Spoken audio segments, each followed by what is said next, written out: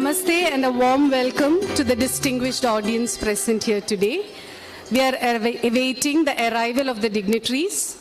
I request everyone to put their mobiles on silent mode and kindly ensure that you are wearing the face mask.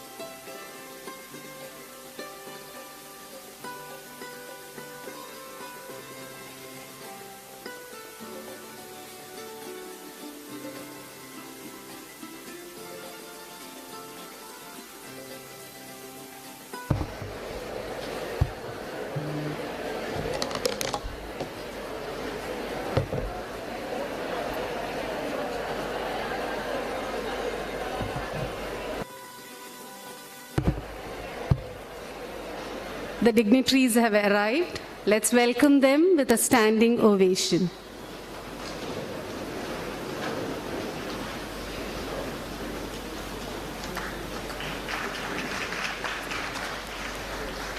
I request the dignitaries to occupy their seats in the front row.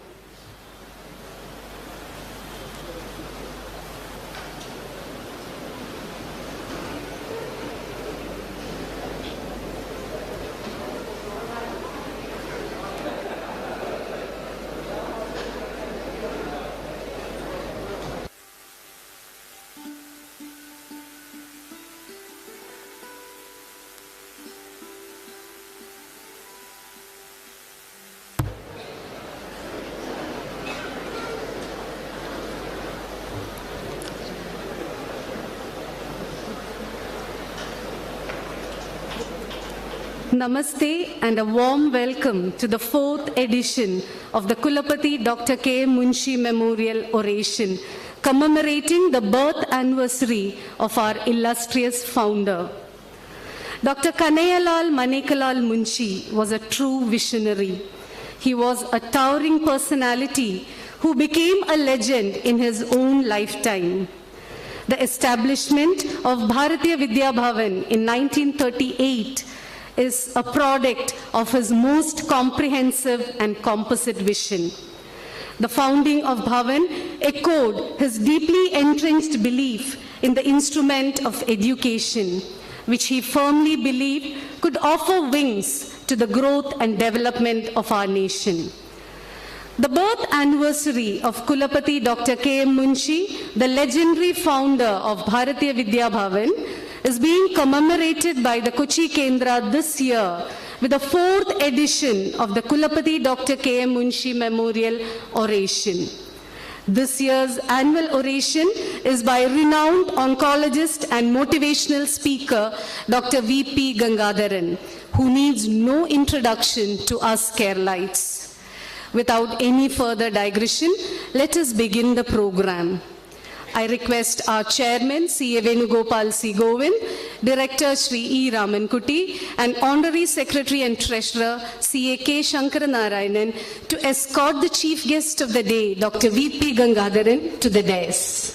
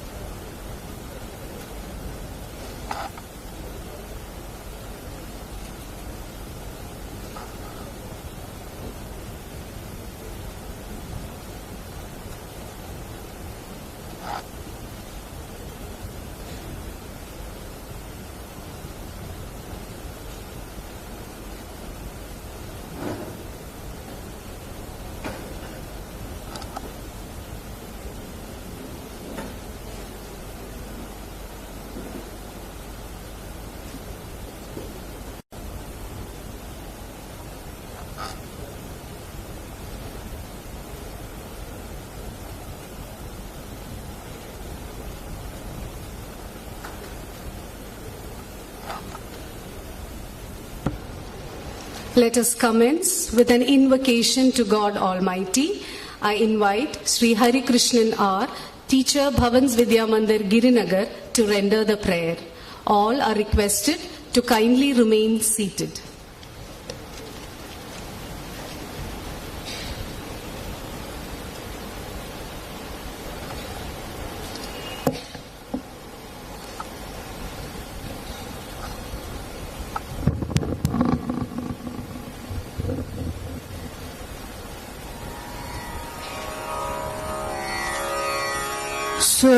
सर्वविघ्नहरं देवं सर्वविघ्नविवर्जितम् सर्वसिद्धिप्रदातारं वन्देऽहं गणनायकम्।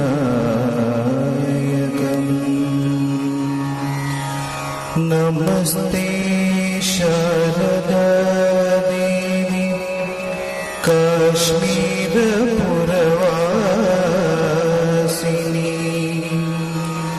त्वामहं प्रार्थये देवी विद्यादानं च देहि मे। माणिक्यवीणामुपलालयन्ति मदालसा मञ्जुलवाग्विलासा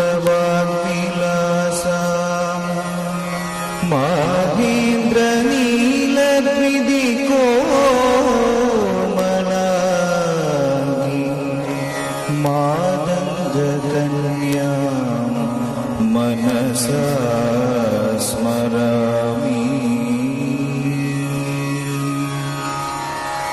लोका समस्ता सुखिनो भवन्तु। लोका समस्ता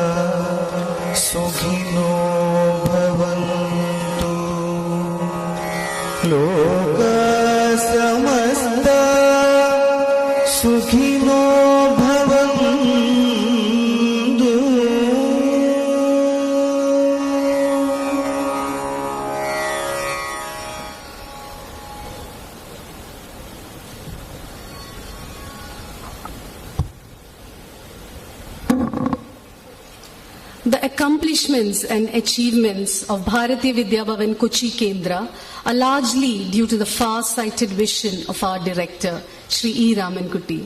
I cordially invite Sir for the address of welcome.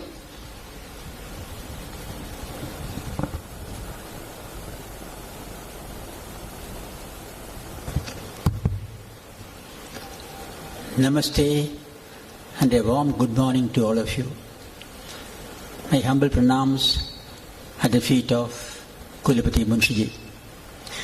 Most distinguished guest of the day, Dr. V.P. Gangadharan, Shri C.A. Venugopal C. Govind, Chairman, Bharatiya Vidya Bhavan Kochi Kendra, Shri G. Gopinathan, Vice Chairman, Bharatiya Vidya Bhavan Kochi Kendra, Shri K. Shankaranarayanan, Honorary Secretary and Treasurer, Bharatiya Vidya Bhavan Kochi Kendra, most respected Sanu Master, Kendra Committee members, dignitaries of the days, members of the Bhavan's family, friends, well-wishers, invited guests. Namaste and a very hearty good morning to all of you. As all of you know, 30th December is the birthday of our founder Kulapati, Dr. K. M. MUNSHI. In commemoration of MUNSHI's birthday, an oration in his name is held every year in Kochi Kendra. It is really an honor to have Dr. V.P. Gangadharan, a renowned oncologist and motivational speaker, to deliver the ceremonial speech this time. Dr. V.P. Gangadharan, son of Shri M.N.P. Nair and Srimati Saraswati Amma, joined RCC Trivandrum as Assistant Professor and Head of Medical Oncology and established the Oncology Department in RCC. He established the Cochin Cancer Society to help needy cancer patients. Besides carrying out his duties as a doctor, he is also a medical oncology examiner in Bangalore, Madras, and Gujarat universities, a peer reviewer of many medical journals, a guide for several postgraduate research theses, including Ayurveda. He is constantly educating the public across the length and breadth of Kerala about cancer awareness and prevention, and has also published a good number of articles in Malayalam and English dailies and periodicals about cancer. Multiple programs through the media and radio have been held by him to educate the public about the myths and facts of the serious disease. The book Jeevithamenna Adbhudam, authored by Dr. Gangadharan, was one of the best sellers in 2004. Dr. Gangadharan is married to Dr. K. Chitradhara, who is the first lady urologist in Kerala and who serves as cancer surgeon at Lakeshore Hospital. He is blessed with two sons, Gokul and Govind. Gokul is an electrical engineer and Govind is a medical doctor. He is endowed with a large number of state, national and international awards and honors, Vocational Excellence Awards, Shastra Ratna Award by Indian Institute of Scientific Heritage, Indira Gandhi National Foundation Award, Tamil Nadu, Dr. MGR Medical University Lifetime Achievement Award, ASCA UAE Humanitarian Award, Rashtra Seva Puraskar, etc., just to name a few from the large list of coveted awards.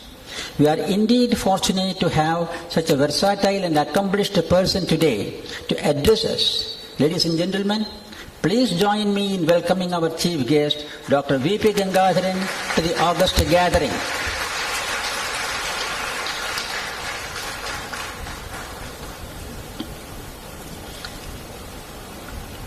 Let me also welcome all the distinguished members of the Kendra Committee, our chairman, Shri C.A. Venugopal C. Govind,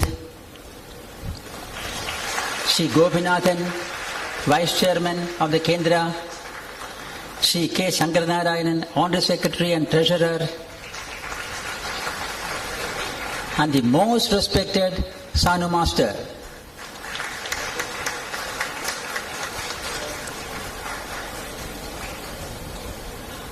Other Kendra Committee members, the members of the Education and Research Wing, heads of our institutions, members of the SMC, members of the PTA, friends, colleagues, staff members, and all well-wishers, a warm welcome to each one of you once again. Thank you.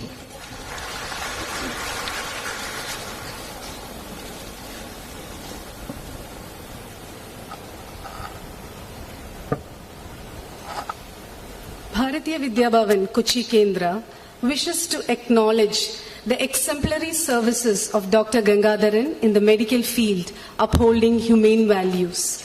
May I now request the dignitaries to adorn the Chief.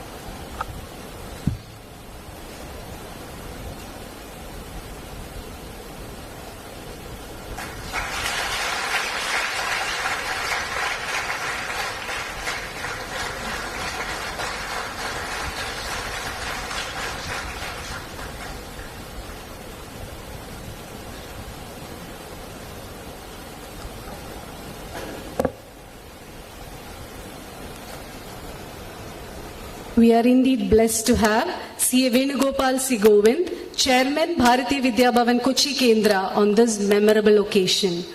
A man of exceptional wisdom and intellect and an inspiration to all Bhavanites. With immense pleasure, let me welcome our Chairman C.A. Venugopal C. Govind for the Presidential Address.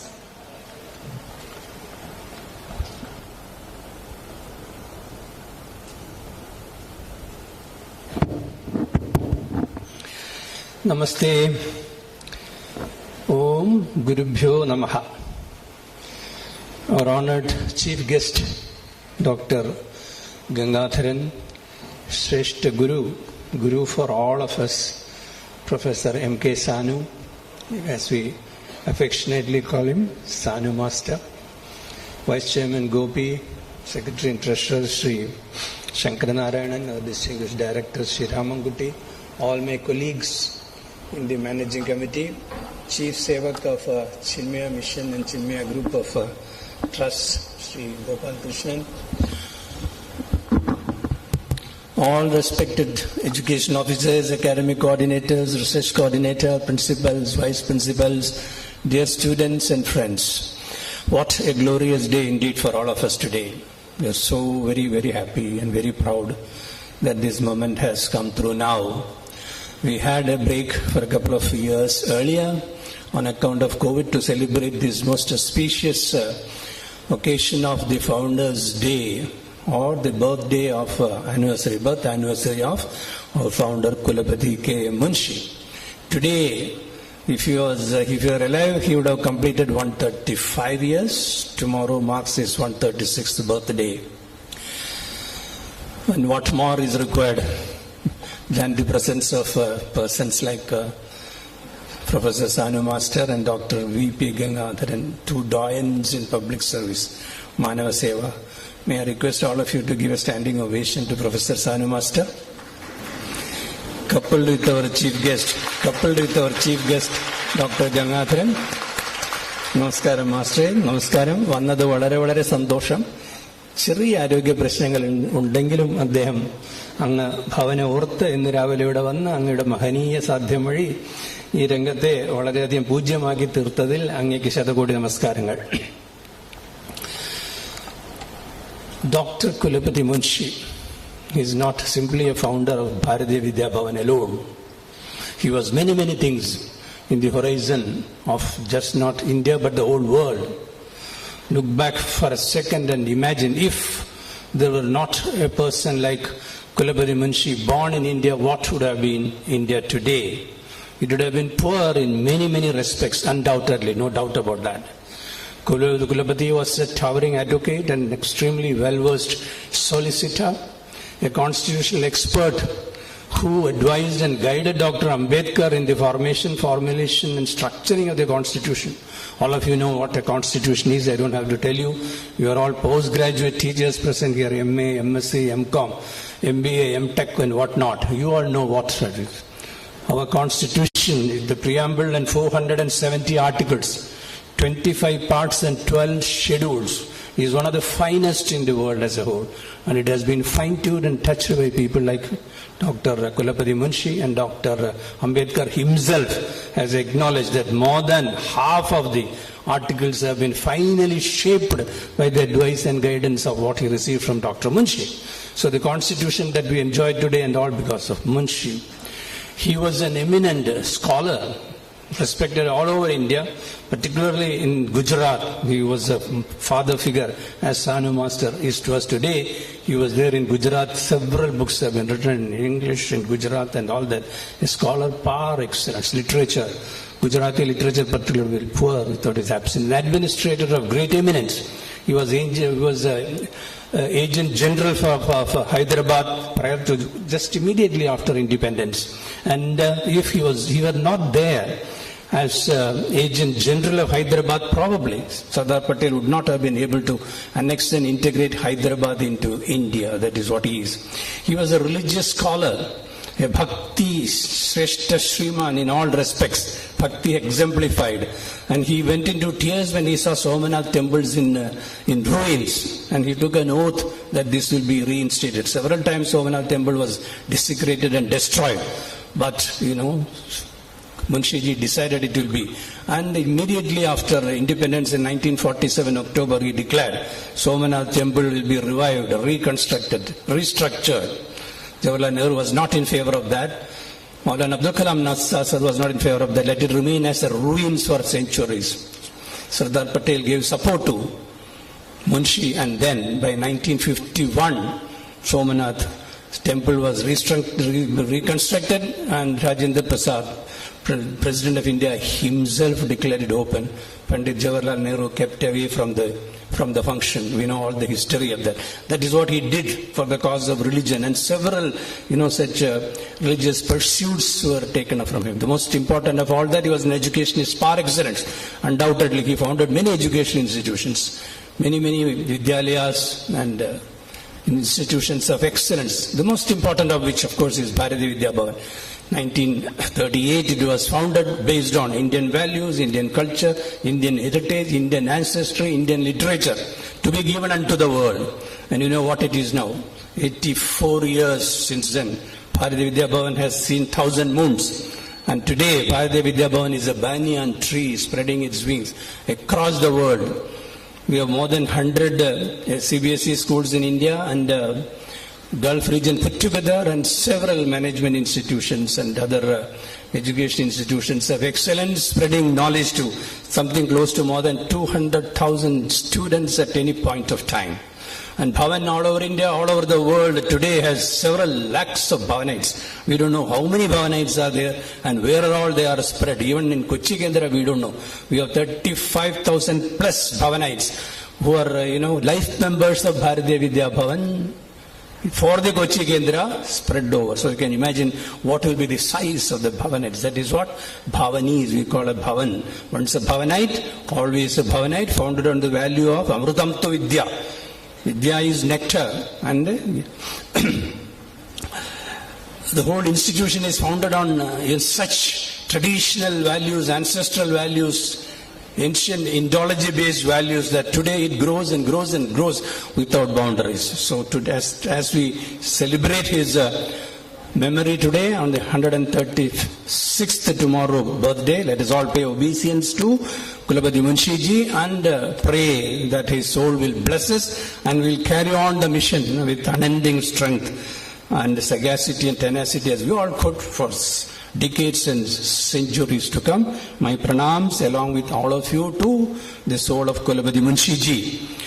If you have a person like Dr. Gangadharan, no words are necessary to describe him, what he is, all the values which was so very dear to the heart of Kulapati Munshi, which he found it most important, is service to humanity, Manava Seva.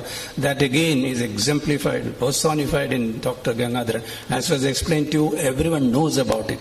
He has given his complete life to that. After he entered the scene of treatment for oncology, the whole scenario has changed.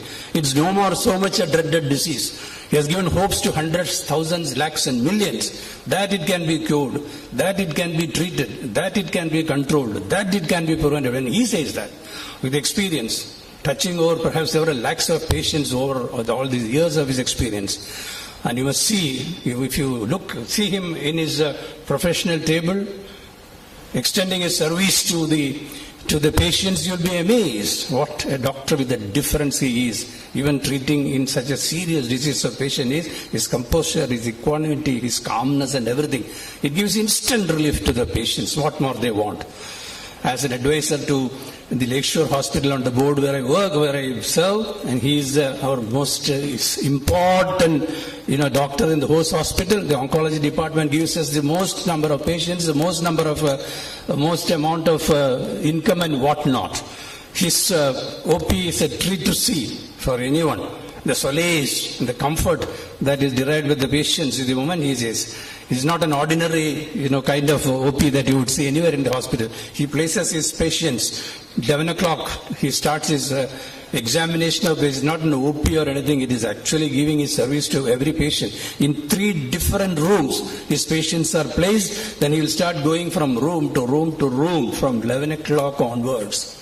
And he will see all the patients. His patients numbered sometimes 100 a day, 150 a day, 200 a day, every day. And it doesn't stop till it is normally is okay. Any doctor, he can also go at 5:30 or 6 he wants. But he's there till 7 p.m., 8 p.m., 9 p.m., 10 p.m., 12 p.m. Sometimes the appointments are also given 12 p.m. past 12 a.m. past midnight. That's what doctor is. And he's now sharing his time also with Rajiv Gandhi, Indira Gandhi Hospital, where also it is like that, flooded with patients, you see. So that is what he is. And he's ably assisted by his son, Dr. Govind, who is also an eminent oncologist, coming in the father's own way. Medical excellence is professional excellence, service as his motive, and Manava Seva as his objective in life. He is also coming in the same path. He is also very, very efficient, and though blossoming in the shadow of his father, he is one of the most eminent oncologists in Kerala also today, trained by him. He is Dr. Govind Gangadharan, and how proud we are as Bhavanites. He is a Bhavanite. He studied for class 11 and 12 in Erur school. So we are so proud of him that, the heritage, the tradition, the ancestry is so richly carried. So this is what Dr. Gangadharan is. It's so kind of you, sir, that you have agreed to address our teachers. As I said, very enlightened lot, all of them are wanting to listen to you, to know from you what a fantastic topic he has chosen, cancer. Myths and facts, I'm sure. You see, he will enlarge our thinking about the whole and disease itself and enlighten us and make us move towards addressing this issue of malignancy and join his mission in giving peace and comfort to hundreds and millions. Thank you so much, Doctor. Thank you all. Namaste.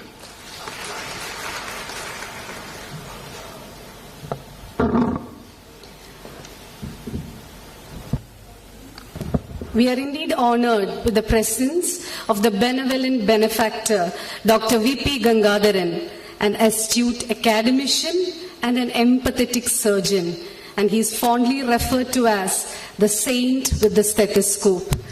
It is my proud privilege to invite the embodiment of compassion and competence, Dr. V.P. Gangadharan, to enlighten us on the myths and facts related to cancer. As we begin the oration, I request the dignitaries to occupy their seats in the front row.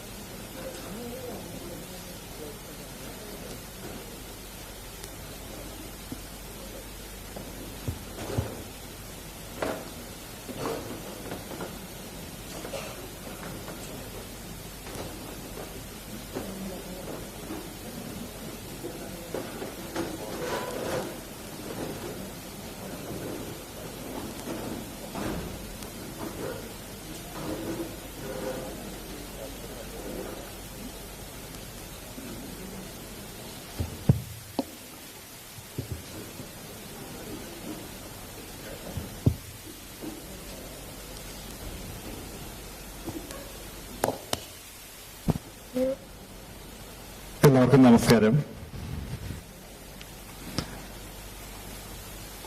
ആദ്യമായിട്ട് എന്നെ ഒറേഷന് ക്ഷണിച്ചതിൽ ഇതിന്റെ ഭാരവാഹികളോട് നന്ദി പറയാണ്. പിന്നെ ഒരു സാധാരണ ഒറേഷനിൽ നിന്ന് മാറി ഒരുപക്ഷെ ഒരു ക്ലാസ് ആയിട്ട് മാറാൻ സാധ്യതയുണ്ട്. പക്ഷെ എനിക്ക് തോന്നി ഞങ്ങൾ ഇത്രയധികം സമൂഹത്തിലേക്ക് ഇറങ്ങിച്ചേരുന്ന ആൾക്കാരുള്ളപ്പോഴേ ഒറേഷന്റെ സ്വഭാവം മാറ്റി ഒരു ക്ലാസിന്റെ രൂപത്തിലാണെന്നുണ്ടെങ്കിൽ കുറെ കൂടെ നന്നായിരിക്കും തോന്നി. ഈ ക്ലാസ് ഞാൻ സാനു മാസ്റ്റർ പാതകൾ സമർപ്പിക്കുകയാണ്. കാരണം ഞാനും സാനു മാസ്റ്റർ ഒരു വിദ്യാർത്ഥിയാണ്. എല്ലാ വേദിയിലും ഞാൻ അഭിമാനത്തോടെ പറയാറുണ്ട്, സാനു മാസ്റ്റർ പഠിപ്പിച്ചത് മലയാളമല്ല, പക്ഷേ ജീവിതമാണെന്ന് പറയാറുണ്ട്. അതായത് ജീവിതത്തിൽ ഓരോ പ്രശ്നങ്ങളും ഉണ്ടാകുമ്പോഴും സാനു മാഷ് അവതരിപ്പിച്ചിരുന്ന കർണനും ശ്രീകൃഷ്ണനും ഭീമനും നളനുമൊക്കെ നമ്മുടെ മുമ്പിൽ വരും. നമ്മളും ആ രൂപമായിട്ട് മാറും. ആ സമയം നമ്മൾ ഒരു പക്ഷേ ആ പ്രശ്നത്തെ അഭിമുഖീകരിക്കുന്നത് സാനു മാസ്റ്ററുടെ ഓർമ്മയിലൂടെയാണ്, സാനു മാസ്റ്ററുടെ വാക്കുകളിലൂടെയാണ്. അതുകൊണ്ട് ഇന്നത്തെ ക്ലാസ് സാനു മാസ്റ്റർക്ക് വേണ്ടി സമർപ്പിക്കാം. എന്നോട് പറഞ്ഞു ഇത് കേൾക്കുന്ന കുറെ ആൾക്കാർ ഓൾ ഓവർ ഇന്ത്യ ഉണ്ടാകും, അതുകൊണ്ട് class can be in English എന്ന് പറഞ്ഞു, not a combination of Malayalam and English. So I start. I always start my talk by showing this slide. You can see the whole darkness. Everywhere is dark. When I started my career way back, 35 years back, I think the picture of cancer was darkness. We didn't have any idea as to how to make a diagnosis, how to treat the patient, and if a question comes, what is the chance of cure, I think we were blank. That was the scenario about 35 years back. Not now. Now we are in a totally or entirely different world. And I think my journey today will be through what has happened over the years, how we have changed, and what you should know and what you should not know. I think that's the talk. So the first question I always face wherever I go is, when did you decide to become an oncologist? I said, even not now. Even not now. Because my ambition in life was not to be a doctor, not to be an engineer, but I wanted to be a god in a train, because that was my childhood ambition. Because when I was a child, and during that age, I think you may be seeing cartoons, you may be reading small novels, or small stories. I used to master railway timetable. If because my father will come and ask me, what is the timing of this train in Tirupur where I was living, I will be giving an answer. When somebody asks me the fastest train which is running in India, I think I will be able to give an answer at that time. That was my passion at that time. And when I disclosed this in one of the meetings, one of my patients drew this picture and gave me, saying Ganga Express. And he has written my place also, Kochi to Tirupur. And probably now, by fate, I happen to be a god for cancer patients. That is where I landed now. Okay. I think when I start my topic, the first one which comes to your mind whenever you say about cancer is Nyand. Never Nyand. This gives a whole idea about the disease or what was the disease before. Because this is always, crab is always described as Orikal Pidijal, Orikilum Pidividathan Nyand. And that was the concept at that time. And that is where I think a lot of myths about cancer starts, about crab. Myths. A lot of people still believe that it's not a curable disease. Many people label it as a chronic disease. That means once it's diagnosed, it's the end of life, or you are going to live with the disease. It's a myth. Stigma is the worst thing. See, I'll be happy to come and tell the society that I am a cardiac patient, or I am a hypertension, I got a hypertension, I am a diabetic.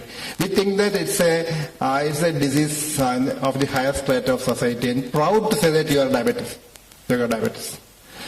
But when it comes to cancer, I think people like to hide, not to disclose to the public. Keep away from disclosing. That is stigma of cancer. That's again something which haunts us. Fear. I think many of you sitting here today, I think if I palpate and see the pulse, it will be definitely more than 100. You will be very anxious to see what I'm going to tell now about cancer, because that's again. And if you do a camp, people don't come. I've taken a class about 30 years back in one of the Lions Club meetings with only 10 people to hear that. Out of them, 8 were officials and only 2 came to hear that. That is the scenario at that time. That again has changed now. False assurances. Like any patient who comes in, immediately I think the neighbors will come, or one lady will come and tell that you have got an excellent person treating cancer, maybe somewhere in far off Karnataka or far off Andhra, where you go. He's not a doctor, but he will cure you. And that's a false assurance which happens. I think the worst is Google University. Because now what happens is, people come and start telling you, Doctor, this is not the way to treat this patient, because we know, I read the Google whole today, and I know what is the status of the disease and how to treat. That keeps you another platform for you to discuss. Cost. The moment you speak about cancer, I think immediately one of the members from the audience will come up and say that, sir, you said you will cure the patient, but what about the cost of treatment? Immediately I'll give a reply saying that all modern treatments are costly. Suppose you had a chest pain, which I also had. Before you open your eyes, 2 or 3 stents are in your cardiac vessels, and a bill of 1.52 lakhs. Much more important is, see, even in a developed country, only 50% of the patients are able to reach a hospital for treatment. The rest 50 dies before reaching a hospital. But not a single cancer patient is going to die because of not reaching the hospital unless he decides that I will not go to hospital. But still, we speak about cost, we speak about the bad disease, cancer. Unscientific treatments. I'll show you some pictures. I'll not speak now, I'll show you some pictures.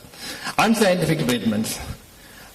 But of course, there are some alarming numbers in the statistics. And this is the platform where you are going to hear my talk today, my oration today, and the platform where I am forced to treat my cancer patients every day. And that is where we start now. She's a cute girl who came to me about 7-8 years back with a malignancy, the cancer. You can see a lot of scars over her neck or her trunk and the thighs. These are all burn marks, burnt marks. And the treatment offered to her in her place was heated iron rods can cure cancer. So, which was kept all over her body with burns. And luckily she is not an Indian, of course not a Keralite then. She's from Muscat. And we still have patients coming from Muscat with burns all over them because they believe that burning the body can relieve or cure the cancer. We don't do that, of course. In Kerala we don't do that. But we have our methods. This is a breast cancer patient who thinks that she can be cured of the disease by keeping heated pachela, planted leaves. And she's roaming around. There is a lady who thinks that she can cure the disease just with prayers alone. She goes on praying, goes on temples, and she feels.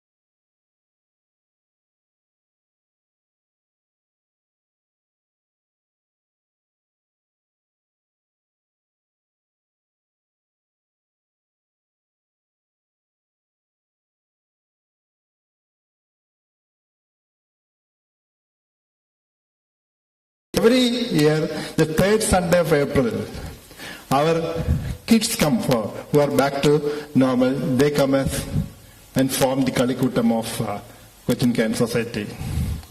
And you can see how we enjoy that. This is our communion, which happened before the COVID. And you can see how we enjoy our communion. I think the volume is not there. Volume is there.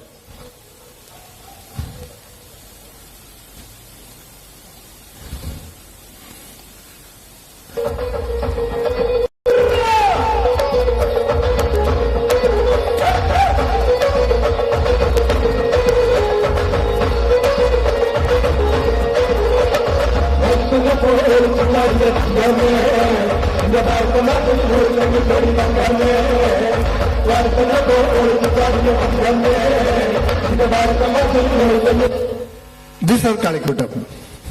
That also is our enjoyment day. This is our Kalikuta which happens.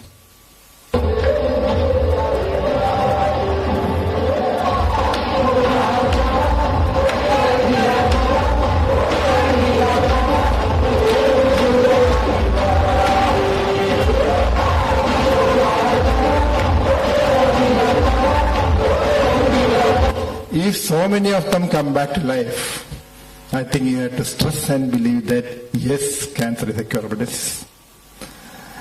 So the next question which you have to address is, can they lead a normal life once they come back to life? This again a multi-role question. I think I'll give the answer again by showing one of them. She had a leukemia whom we treated about 14 years back. The first year follow-up after the treatment, when she was coming to see us, you can see an array of gold medals in her neck. She has won for the school athletic meet. One. He's Ashraf. We call him as Marathon Ashraf because his main pastime is running long distances, marathons. He's from Bharatiya. He had a leukemia whom we treated about 4 years back. When he was going out of the hospital, he asked me, "Doctor, when can I run my next marathon?" I said, 2 months. 2 months from now, you can do that. I was a witness on that day. He ran 55 kilometers in Bharatiya.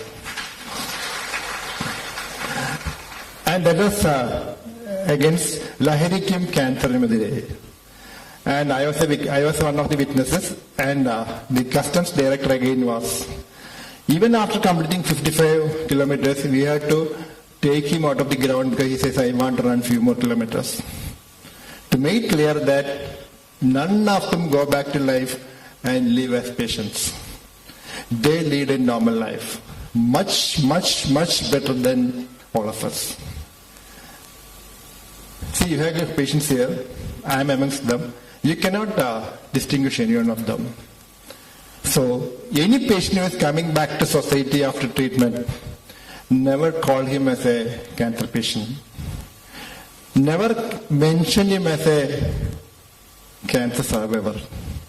But call him as a cancer winner. Yes, he's a cancer winner and not a cancer patient, not a cancer survivor. That is where you have to, or the society has to change the field. Next question is cancer a communicable disease or contagious disease? No. 100% no. Even if by mistake you receive blood from a leukemia patient, the recipient never gets the disease. Or by mistake, a breast cancer patient breastfeeds a child. The child never gets the cancer. To say that it's never a communicable disease. What about heredity as a fact? Again, cannot be equated as a hereditary disease because the chance is only 5%. That too for certain cancers at certain ages. Hence, don't call it as a hereditary disease. We'll see what are the advances in treatment just happened all the years. He had a bone tumor which he called as osteosarcoma. When I was a student, we were taught that you have to amputate the leg. The chance for cure is 0. The patient is going to live only for 6 months. If he survives for more than 6 months, go and recheck your diagnosis because your diagnosis is wrong. That is the lesson which we have learned, but not now. Now we have not amputated the leg. We have removed the affected bone alone, and the calipers is only for that period for him to help to walk. He is working in Muscat now. And it's one of the wonderful moments in my life because I was giving a talk like this on the stage, showing this picture. He came from the back and said that, "Sir, I am here, I am joining you in the stage." That's why he came here. She was a 10th standard student when she had an ovarian tumor. We removed only the affected ovary, kept the opposite ovary and uterus in situ, went back to life, married, having children and leading a normal life. We'll go one more step ahead. She was carrying 6 months pregnant when she came for treatment with the lymphoma. She said, I'll take treatment only if you allow me to continue the pregnancy. So we had to allow her to continue the pregnancy. We had to give chemotherapy with her pregnancy continuing. And the VIP is in the middle. He came out after receiving about 5 or 6 cycles of chemotherapy. And 3 years, the mother and the son are doing fine. These are all the advances which has happened in the field of oncology over the years. But this question starts now. Now you should know what is cancer exactly. I think there are a lot of science teachers amongst you, and I'm not sure they should not feel bored up, but still, let's start with the basics. These are the normal cells. Any structure in your body is made up of these normal cells. Very disciplined, properly arranged group of cells. The one which you are seeing in the middle, they are the cancerous cells. That means totally bizarre way of growing, uncontrolled cell growth. There is uncontrolled and excessive cell growth. Not only that, the normal cells, they're all under the control of your own body. That means if you tell them to grow, they will grow. If you say no, they will not grow. But cancer cells have got an uncontrolled cell growth. That means uncontrolled overgrowth of cells. That's not the final answer. Normal cells, they never go and attack the neighboring cells, whereas cancer cells slowly start attacking the neighboring cells. That means they got a property of local invasion. So, uncontrolled cell growth and overgrowth, then attacking neighboring cells. Above that, the normal cells have got a fixed lifespan. That means some cells can live up to 1 hour, some of them may live for 1 month, some may live up to 1 year, but cancer cells, they don't die. That means immortal. So, uncontrolled cell growth, overgrowth, immortality, plus local invasion. Story doesn't end there. After some time, the cells start going to other parts of your body. For example, melanoma is a cancer of the skin. And a cancer starting from the skin of the hand, the cells can go to the brain, they can go to the liver, anywhere in your body. But wherever they grow, they maintain the same principle. That means overgrowth, uncontrolled growth, no death, and attack the neighboring cells. So what happens is, after some time, the normal cells of the brain are totally damaged. Liver cells are damaged. And that is how the patient dies. And where from the cancer is starting or originating, you call them as the primary site or primary stage of disease. When they reach the other part of the body, then you call them as secondaries. I think the first lesson that we have to learn and remember is that in cancer, 90% of the deaths occur because of the secondaries and not because of the primary. So to say that if you can detect the tumors when they are in the primary stage, they are almost always labeled as curable cancers. So that's the first one. It can happen at any age. From the days of you in the womb of the mother to your death. If a child is born with a kidney cancer, and we have got our mother of Cochin Cancer Society, we tell her the mother of, she also got a cancer. So any age is possible. Any part of the body is possible, including your hair follicles can have cancers. And depending on which area is affected, you call them either leukemias, lymphomas, carcinomas, or sarcomas. So that means there's no discrimination for cancers. Male, female, age, any part of your body, I think They don't discriminate. That's a very good habit of cancer. Okay. Now the question comes, what causes cancer? The simplest equation is environment plus gene is equal to cancer. Whatever you put into the environment, maybe your habits, tobacco, alcohol, or the list is like this. The chemicals, viruses, radiation, steel agents. Chemicals you add to have taste, coloring agents, taste makers, insecticides, fertilizers, air pollution, water pollution, everything comes under the label of chemicals. Certain viruses can cause cancer, I'll come to it later. Radiation is mostly people who work in that area, like X-ray machines, scanning machines, they are also prone to. And the viruses, the three major viruses.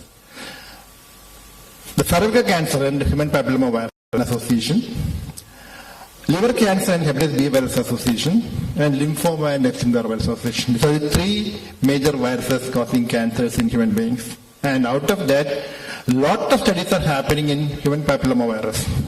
We are not only in cervical cancer, but a lot of other cancers found that human papillomavirus is responsible for these cancers.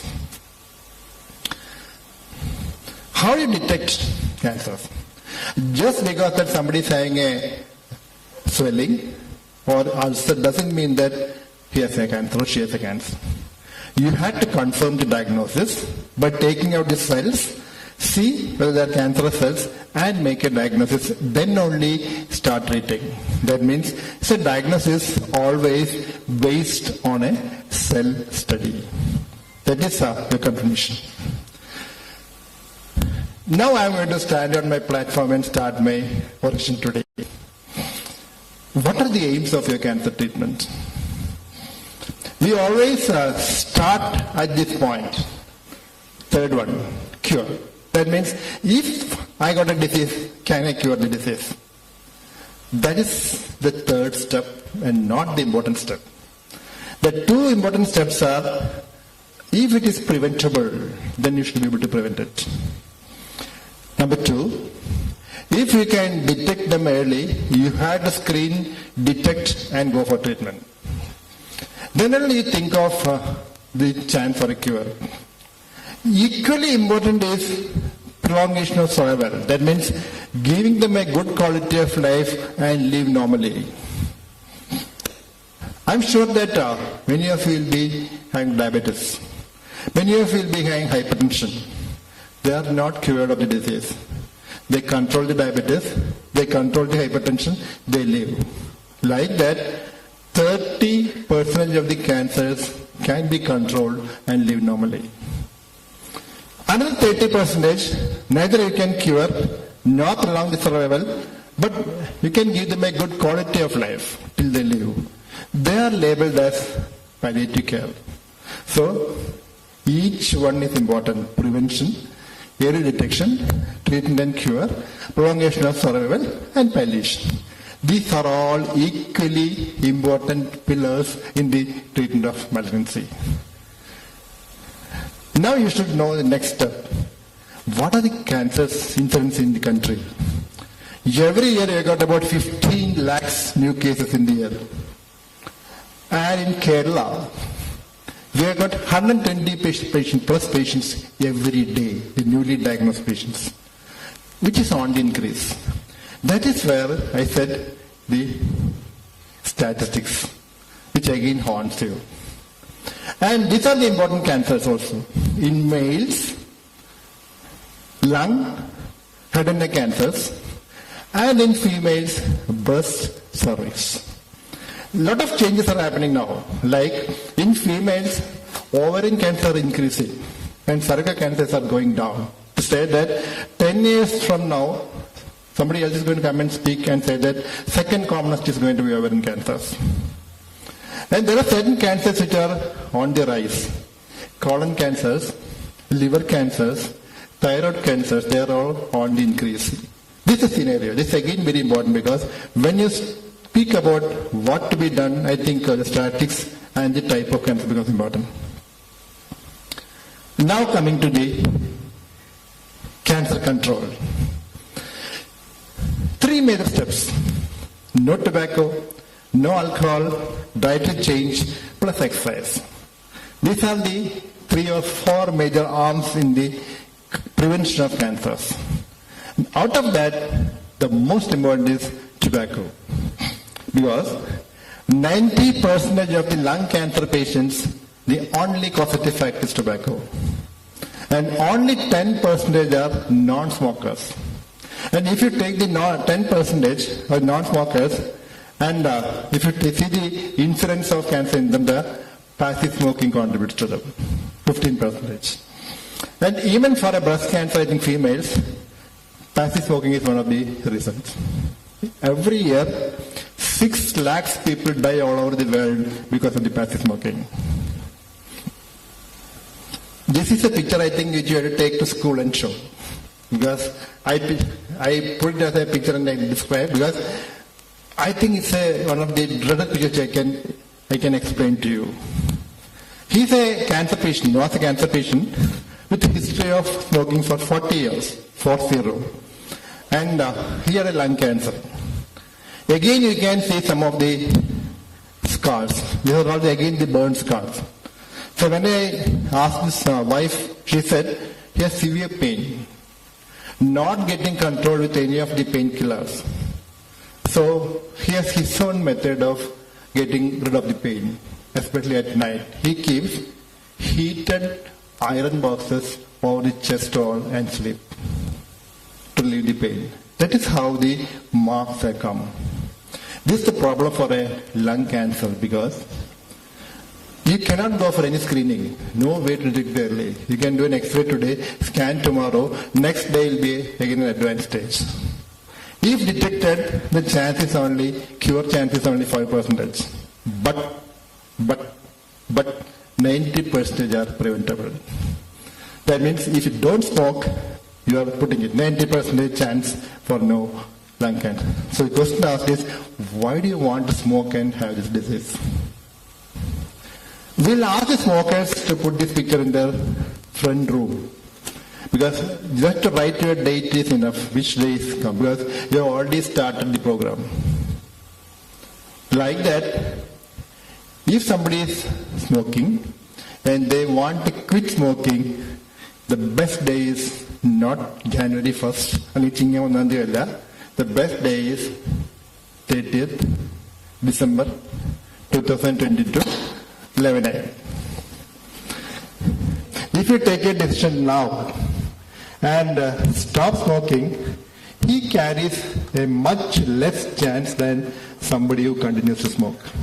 Hence you tell that, call it a day and smoke. Stop smoking. You can see not only cancer, you can see this is a normal lung. This is a lung of a patient who died. And you can see what's happening.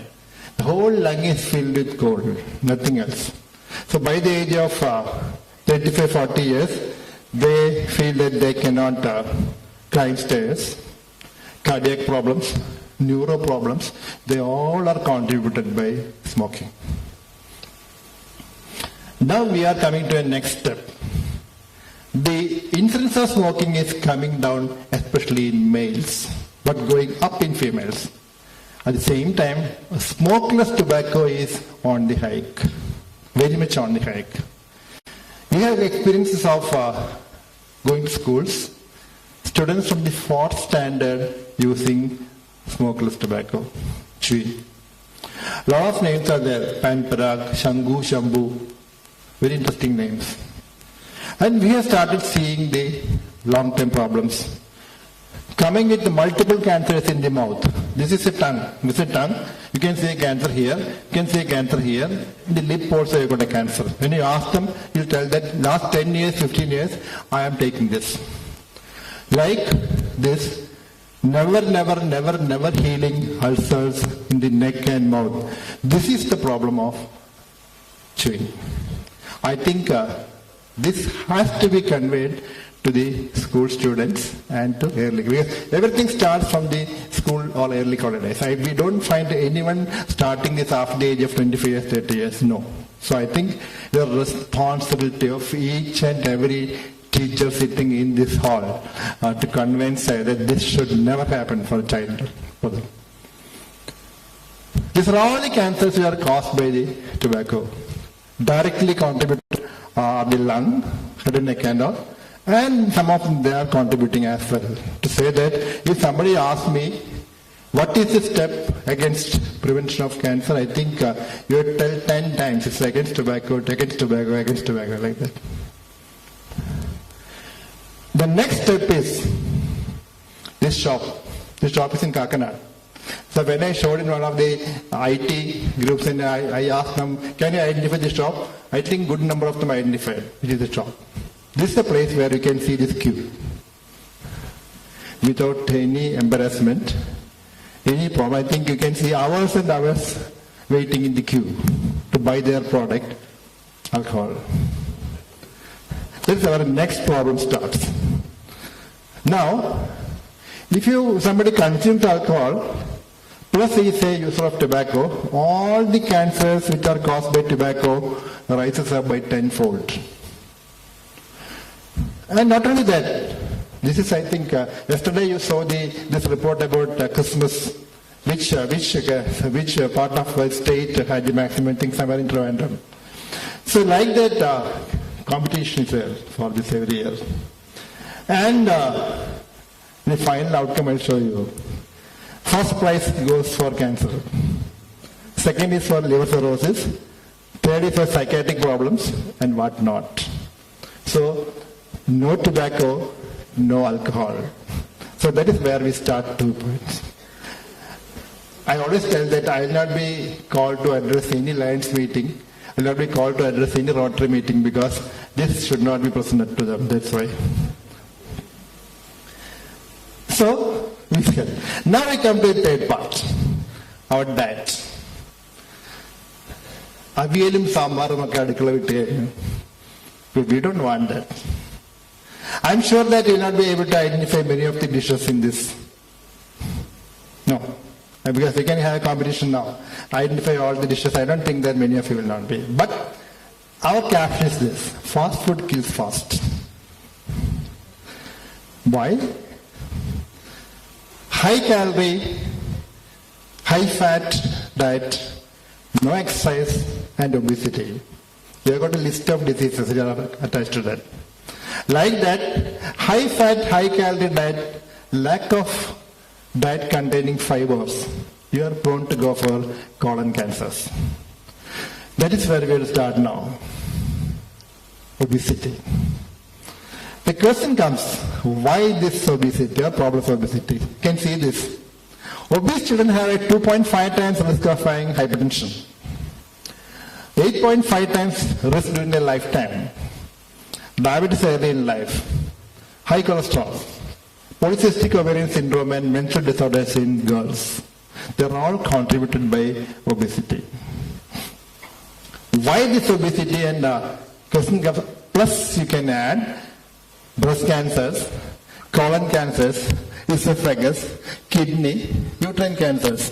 They all are connected to your obesity. Why obesity?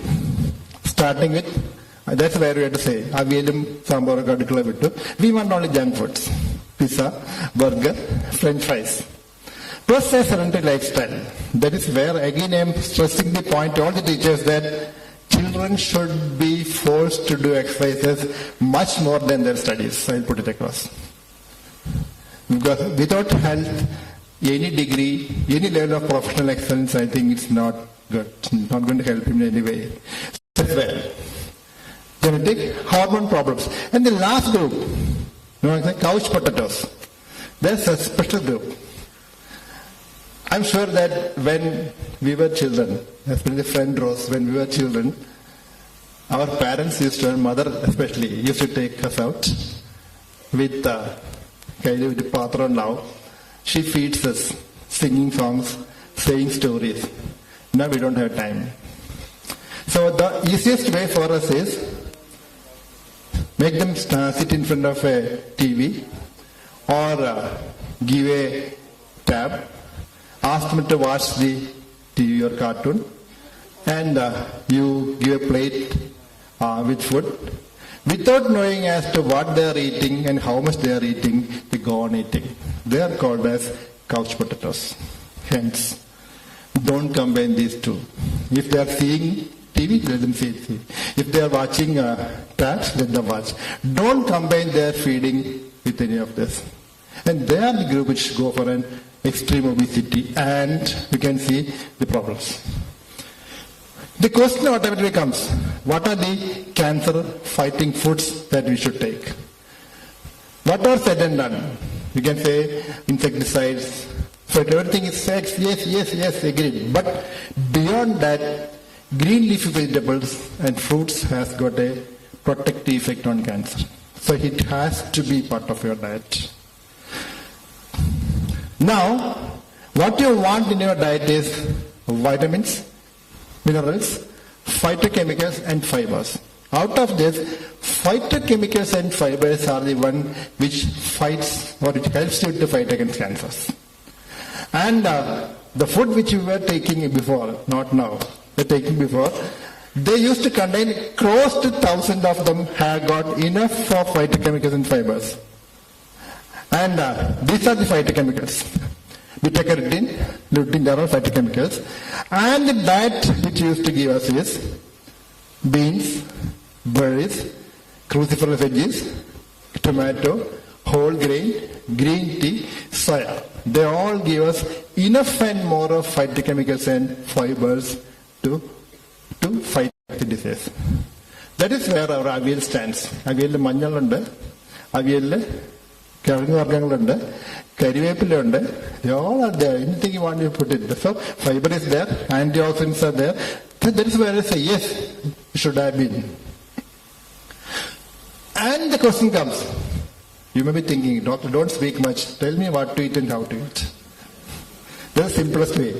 Yes, we are all living like that, no, only capsule forms. Nobody is interested in the extensive things. And the best plate to eat is this. 50% is with fruits or vegetables, 25% is grain of your choice, and 25% is protein of your choice. The problem is our plate doesn't have any of these lines. That's where we are wrong. So the question comes, what to eat and how to eat. I think the dictum is try to be a vegetarian as long as possible. That's the best thing. But if you want to take a non-veg, yes, you can take. Along with that, you have to invariably take vegetables and fruits. If you want to take non-veg, the best is fish, especially small fishes. Yes, you can take. Chicken, once in a while. Mutton, very, very rarely. Above that, I'm putting that, fish, chicken, mutton. Beyond that, if you want to enjoy anything, you can enjoy it. But that should be in the way I'm going to tell you. The best way to enjoy is go, sit, enjoy somebody else eating. Okay, these are my two sons, Gokul and Govind. So our caption always is, passive smoking is injurious, but the best eating practice is passive eating. That means if you can fill your tummy by seeing somebody else eating, that's the best eating practice you can ever have in your life. Now the question comes, can we prevent all cancers? Answer is no. But 30% of the cancers are preventable cancers. 30. No alcohol, no smoking or tobacco products, dietary habits, exercise, 30% are within your clutches. So yes, preventable. You have to have 2 vaccines also along with this. They are not anti-cancer vaccines, but they are vaccines against the virus causing the cancers. So, hepatitis B vaccination and human papillomavirus vaccination. We'll come to it later. The next question is, another 30% are screenable cancers. So 30% are preventable, 30% are screenable cancers. These are all the preventable cancers. That means lung, breast, cervix, colon, or there are preventable cancers. Whereas the next 30% are screenable cancers. That means you can detect them early. Like breast, head and neck, cervix, prostate, and colorectal. Out of that, the most important is breast cancer. Because statistics is like that. Every third female who walks into my OPD is coming with a breast cancer now. Not only that, it was a disease of the 40s and 50s. Now, you can see girls 20 years, 25 years coming with the disease. That's a drastic change. At the same time, there's a 1 in 22 chance of every female getting this cancer. That means a chance of 1 in 22. But at the same time, you remember that breast cancer is preventable to a certain extent. And it's definitely screenable. That means it can be detected early. And if detected early, the chance of cure is 100%. It's a curable cancer. Not only that, if you detect it early, then you don't have to go for a full removal of the breast. They can go with a removal of the affected area alone and escape. To say that breast becomes a salvageable organ. So, curable, salvageable, but has to be detected early. And that detection is not by a doctor, not by a staff nurse, not in the hospital, but every female should be able to approach a doctor with a suspicion. That means every female should know what are the warning signs of a breast cancer. That is where we are. We are going to the pictures now. I think that will be, but you can just have a glance at this. What are the usual symptoms that you come across? I think the pictures will give, that's why I wanted a projection, because pictures will give you a much more impressive, impression on your mind. And these are the pictures. Painless, slowly growing lumps in the breast. So many of the patients come and tell you that I didn't have any pain, so I didn't come. So pain is not an early symptom of breast cancer. Painless lump in the breast. Like this. And a nipple retraction. A normal nipple which is getting retracted. That's again a warning sign. A lump like this. Painless lump. Ulcers. Painless, slowly growing ulcers. They again can be a warning sign. Small wrinkles like this. A normal breast, you see that there are small wrinkles happening like this. That again can be a warning sign. Reddish patches. Painless, slowly growing, reddish patches just going on increasing. Discharge through a nipple. Can be milky, can be blood stained, or can be frank blood. Especially if it is blood stained or bloody, rule out an underlying breast cancer. Small warts like this, they rapidly increase, or they become itchy or ulcerate. It's a normal wart which is turning into a malignancy. Again, you have to suspect. This is a special situation. You are forced to go for treatment of infertility sometimes. And many of the drugs which are being used for the treatment, they are all hormones. And they can stimulate breast cancer. So if anybody goes for a treatment for infertility, before going for that, rule out a breast cancer and then go. There's a lady who has gone without that, and within 2 to 3 months she is coming back with a rapidly growing breast cancer. Who is at greatest risk? Just because that somebody is a female, that's the greatest risk. Then age, I told you we are coming down. Family history, 5 to 10%. If mother has a breast cancer, mother's mother, a strong family history, 5 to 10% chance. Early menarche, late menopause, having no children, first childbirth beyond the age of 30 years, not breastfeeding. Overuse of oral contraceptive pills for postponing the menstruation or part of the programs, or history of breast cancer in the past, or overweight. They are all risk factors. we divide them into two. One is a non-modifiable risk factors, the other is a modifiable risk factors. Whichever is modifiable risk factor you should be able to modify, like obesity, no alcohol, hormones, birth control pills, age, childbirth, breastfeeding. Not to say that these are the steps.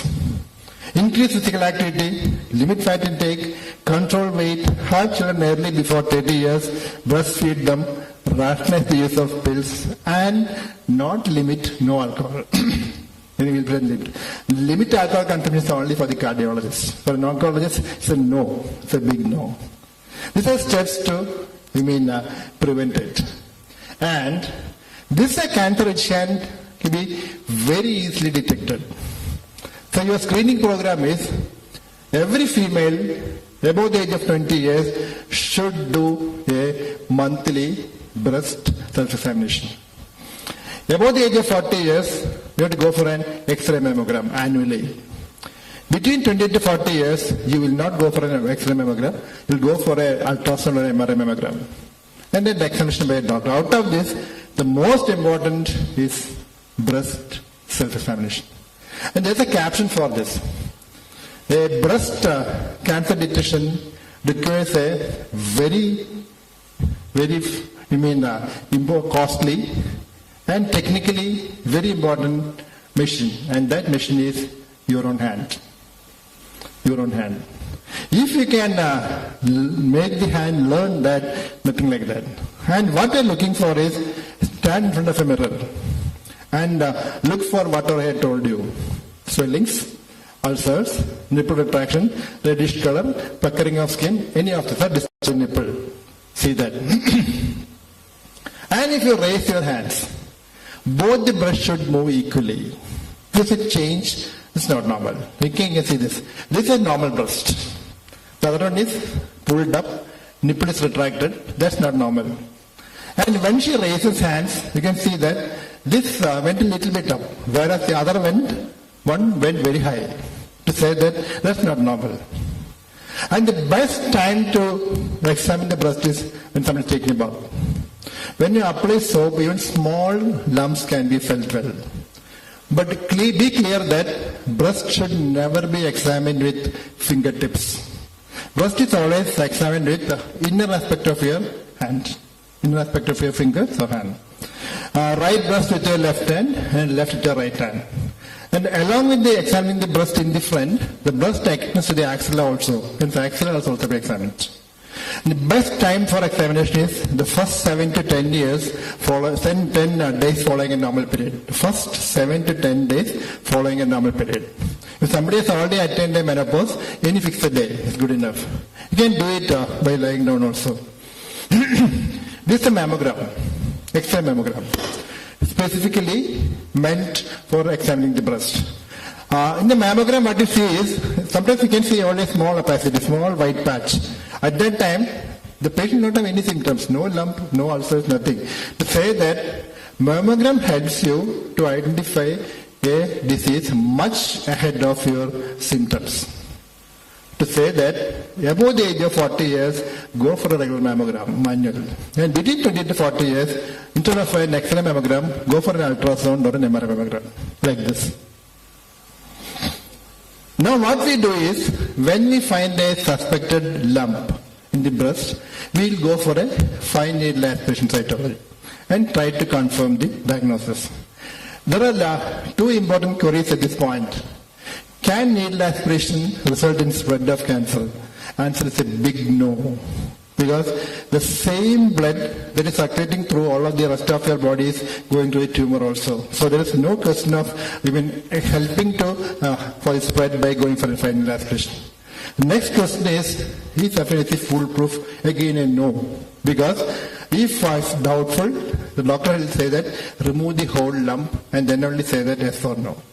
To say that FNAC alone is not foolproof investigation in the diagnosis of breast cancer. Next is cervical cancers. A lot of reasons are there why it happens, but everything points to say that human papilloma virus is responsible for this cancer. And Now we have got a vaccination against human papillomavirus called HPV vaccination. Should be taken by girls between the age of 10 to 26 years age. And 3 doses this month, second month, 6th month. By taking this vaccination, what you are doing is you are trying to prevent an HPV infection and thereby reduce the incidence of cervical cancers. So 10 to 26 years. You can take it up to 40 years, but the ideal age group is 10 to 26 years. The common warning symptom is bleeding, discharge, or backache. Again, a cancer which can be well screened. So this is screening approach. So at least 3 years past your first sexual act, I think you have to go for a pap smear. Once in 3 years, sorry.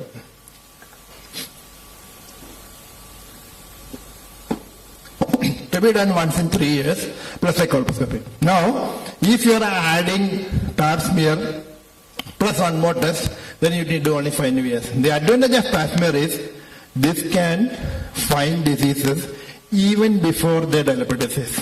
To say that the upper one is normal, the lower one is up. That doesn't mean that the lower one is the patient, but we'll tell that that patient has to be closely followed up.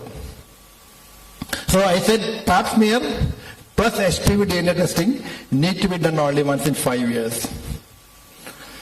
Now you have to rewind and think. 30% are preventable, 30% are screenable. So put together, especially in females, 50% of the cancers are either preventable or screenable. I'll repeat it. 50% of the cancers in females are either preventable or screenable. Now count. How many of you would have gone for a screening program? How many of you would have thought about a preventive program? That is the major problem. So if you can address these two, the rest is only 50% which you can think of. That is where I think we are on a wrong foot. Not only female, males also can start now. Oral cancers. Painless ulcers in the mouth, slowly growing ulcers in the mouth. Painful recurrent ulcers are after surgery, they never become cancer. So painless, slowly growing ulcers in the mouth. White patches like this, especially if you are a tobacco user. If you stop tobacco, that may go off. But if you continue, I think you are on a wrong step now. You can see that this is how it goes. And it may end up with, removing the whole jawbone, removing the cheek, still you will not be able to save the patient. To say that again was a preventable one. Prostate cancer in males. Above the age of 50 years, increased frequency of micturition at night, or recurrent urinary infection, or passing blood along with urine. Not a suspect. It can happen even without that. So the usual dictum is, above the age of 50 years, go for an annual PSA testing, prostate specific antigen testing, and get tested by a doctor also. So that also is a screenable cancer. Now coming to colorectal cancers, it can present as a loose motion, constipation, intermittent, or bleeding PR. The major problem with us is when there's a bleeding happening, we'll make a self-diagnosis. Yes, I'm having a piles. And I will go behind piles for 1 year, 2 years, and by the time usually there will be a cancer in the colon. Hence, the usual screening program is test for any occult blood in the feces and go for a colonoscopy or a sigmoidoscopy depending on. So it is also possible to say that 50% of the cancers are either preventable or screenable. Coming to treatment, or before there is genetic counseling, we have advanced now. Now, we've got something called genetic counseling to identify the risk groups. And they are the risk groups, like early age of cancer onset, multiple cancers in a single individual, then bilateral paired, like bilateral breast being affected, or breast and ovary affected, or a high, family history is there, or a rare tumors, or male with the breast cancer. In these conditions, we'll ask them to go for a genetic screening and try to identify. In the breast, you have got two major genes. They are called as BRCA1 and BRCA2 genes. They are the two genes that are responsible for genetic transmission for breast cancer in human being. And if you detect them, then you want them like this. A positive test, you will ask the other relatives to go for a screening in the family, and they should go for meticulous screening program, meticulous preventive programs, plus some changes. To say that now you can identify them and caution them to go for this. I'll just glance through treatment. Can take some 10-15 minutes more? It's okay. Not getting bored of, no? Treatment is mostly along 4 lines. Surgery, radiation, chemotherapy, and immunotherapy. Based on what is the type of cancer and what stage of disease, you may have 1, 2, 3, or 4 lines of treatment needed. We are advanced in each stage. I said, surgery, if there is any chance, we will try to remove the affected area alone. But if that is to happen, the patient should be presenting at an early stage. That is the importance of self-detection. That is the importance of screening programs. Now if you come for radiation, this is an old story. We have got machines called as cobalt machines, and which used to leave unending burns and scars. The patient was taken radiation years back, but not now. Now you can see much more sophisticated machines where you can try to concentrate the area alone and then give the radiation. Coming to medicines, chemotherapy, drastic change. We got a lot of new medicines with much more potent drugs, much less toxicity, to a level to say that we got targeted chemotherapy, where they'll go and attack only the cancer cells. They will not touch on the normal cell, producing much less side effects. These are all the advances that has happened in the field of chemotherapy. And the most recent is that you can identify the targets by going for something called as a next generation sequencing. That means you can sequence all your genes and try to identify which gene has gone for this change, and then I try to identify. This is your last weapon. Just come to your arena. Immunotherapy. That means your own cells are being made to fight against the cancer. You got a policeman in your body. If that policeman is active, not a single cancer can grow in your body. And they are the cytotoxic T cells. That's it. If they are active, then the cancer cannot grow.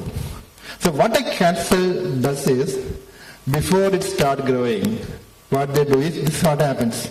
If detected immediately, the T cells will get activated and kill them. So what the cancer cell does is, they have their own mechanisms whereby they will either make them sleep or make them inactive, so that the cancer cells can go freely. So we got some newer drugs called as immunotherapy drugs, which helps to reverse this or prevent this, to say that the T cells are maintained active. That is enough to kill the cancer cell. So this is the latest immunotherapy that has come into the video, to say that yes, we have changed a lot. And what we see now is in bright light, not the darkness.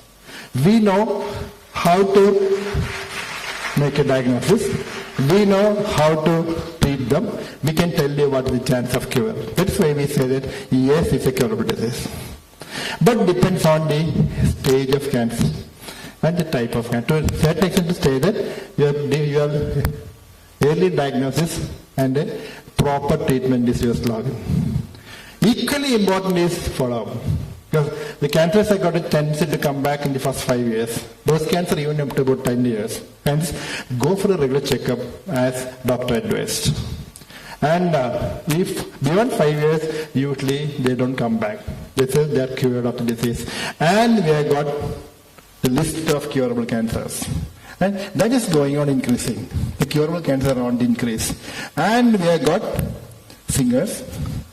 We have got Javadi teacher is there. And we all meet Kalikuttam. And you can see, this is a Calcutta which we had before COVID. Ample number of children and their parents were back to normal life. This is the present cancer treatment scenario. Now I'm going to ask the next question to me. What would you like to become if given a chance of second life?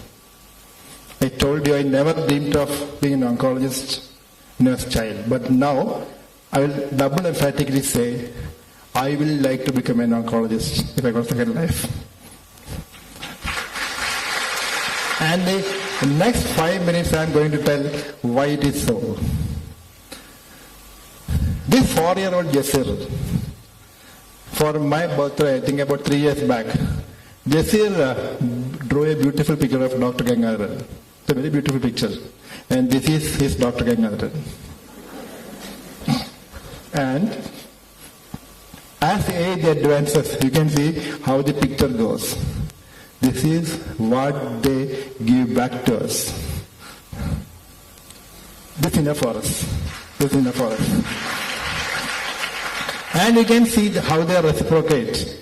You can see the oaths. That's enough to tell the depth of his attachment to me. He's a 4-year-old child from Bangalore, Krishna. And you can see how he has responded.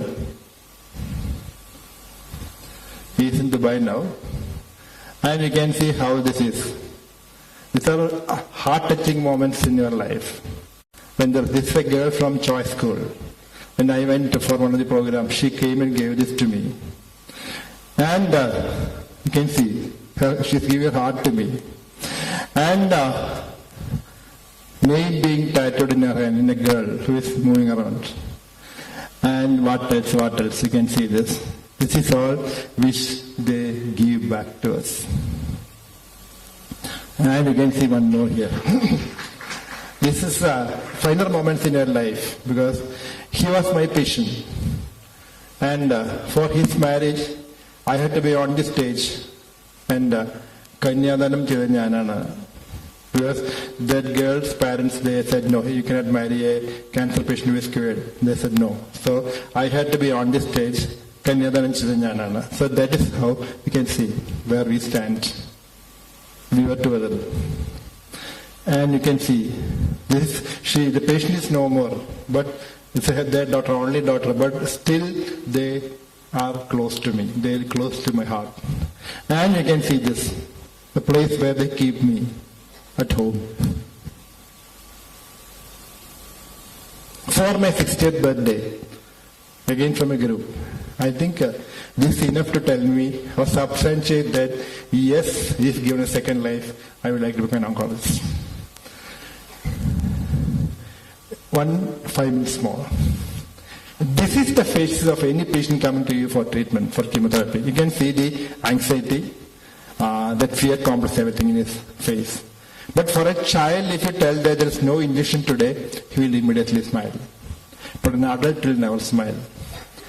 Even if years after they get a headache or they get a fever, immediately come and tell, doctor, my disease has come back, I am going to die. This is a problem for adult patient. Why this happens? I think this picture gives the answer. When I asked one of my patients to draw, she will draw pictures only like this. Dried leaves or falling leaves. She said, I cannot draw a flower. I cannot draw a flowering plant because it never comes to mind. This is called as negative thinking. This is the problem for a cancer patients. And the most important part of treatment is to build up the positive spirit. And that becomes 50% of your treatment if you can build up the positive spirit. And why this happens is because they become isolated. They cannot go to school. They cannot go to work. No one visits them. They are socially isolated. This should never happen. If you happen to come across one of your friend, relative, or school members, I think try to take them like this. Without identifying as to who is the patient and who is the not patient, who is not the patient, you should be able to take them along with you. And you should get an impression that whatever need I am there. ഞാൻ അവിടെ ഉണ്ടാവും. ആ ഒറ്റ വിശ്വാസം മതി for him to bring up the positive spirit. അതിന്റെ കൂടെ തന്നെ we'll tell that prayers, meditation, yoga, music, reading, everything helps to bring up the positive spirit. That is part of the treatment along with that. So you can be a winner. That means you should help them to become a winner. പക്ഷെ നമ്മൾ എന്ത് ചെയ്യുന്നറിയാമോ? We have got an excuse. We all tell that I am not a doctor. I am not a health specialist. I cannot do anything because I am not supposed to do also. This is your usual excuse to get away from this. But I will show someone picture. There's a school in Payanur where one LKG student in the front row, she donated her hair for cancer patients. It's not that she donated, but that mentality to donate, that's more important. That is where we said that we can say one more. Choice school girls, I think Dr. schools, they came last 2 years behind. They ran a bakery for the Christmas. And whatever amount they got out of that, they gave to me to be given to cancer patients. That means everyone can be part of the team. Then the next question comes. Suppose I spend time like that, spending my time for a movie or my extracurricular, what am I going to get back? That's the usual question. നമ്മുടെ മനസ്സെങ്ങനെയാണ്? ₹1 കൊടുത്താൽ ₹10, ₹10 100, 100,000. That is how we calculate. I'll tell you what we get back. We'll get back കൊച്ചു മക്കളെ കിട്ടും. We'll have lot of brothers and sisters. And even if your mother is not here with you, നമുക്ക് സ്നേഹിക്കാനും നമ്മളെ സ്നേഹിക്കാനും അമ്മമാരെ തിരികെ കിട്ടും. എന്റെ സുഖം എന്താന്ന് ചോദിച്ചു കഴിഞ്ഞാല് അനുഭവിച്ചറിഞ്ഞാൽ മാത്രമേ പറ്റുള്ളൂ. Nobody can explain to you. But if you enter into that arena once, then they'll not be going. Never will be go back, because that's the most satisfying area in your account. And say, chartered accountants are there. I'll say that this is the most valuable account which we get back in our life. അതുകൊണ്ട് തന്നെ it's very easy to remember. If you understand cancer and follow it, not only understand, follow it, then there's no cancer. To say that you become a winner to fight against the disease. Thank you for your patient hearing. And I think this is how we enjoy our life.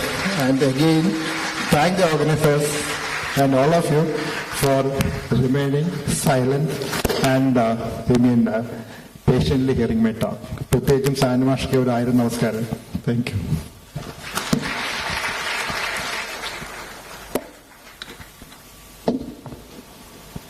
Thank you, sir. The session was certainly engaging and educative. Sir, you guided us through the misconceptions and ignorance about cancer and how altering lifestyle can reduce one's susceptibility to the disease. Now it's time for interactive session. Those of you who have queries related to the topic may please pose them to the doctor now.